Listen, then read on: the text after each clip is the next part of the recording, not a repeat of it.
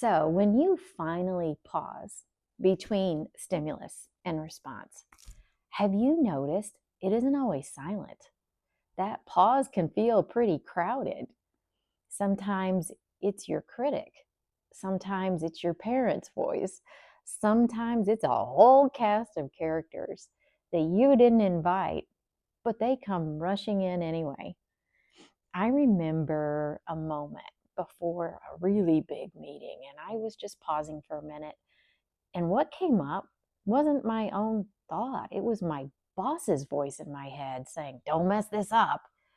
And that's when I realized the space between stimulus and response isn't just empty, it's an arena where history, archetypes, and old programming all step in. Carl Jung would call these archetypes, universal patterns like the critic, the hero, the child. They live in us and show up in that pause. From an esoteric view, some would say these are ancestral voices, karmic imprints, or energetic echoes. And from behavioral science, they're learned histories, conditioned responses that are reinforced thousands of times. The important thing isn't to just push them out, it's to recognize who's walked into the room of your mind. If you can name it, you don't have to become it.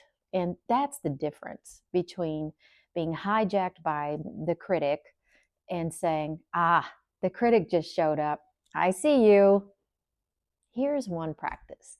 Next time you pause, listen for which voice steps in.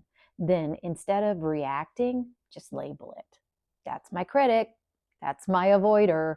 That's the old story from childhood.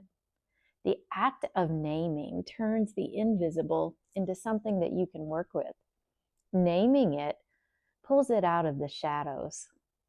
And the space between stimulus and response is not empty, it's populated.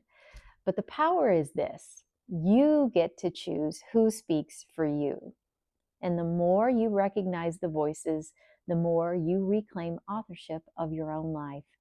And that's the beginning of true leadership, within yourself first, then with others. If this idea resonated, hit subscribe and please share it with someone who's been wrestling with old patterns. Next week, we'll go one step further. How to choose which voice gets the microphone in that space. That's when transformation really starts.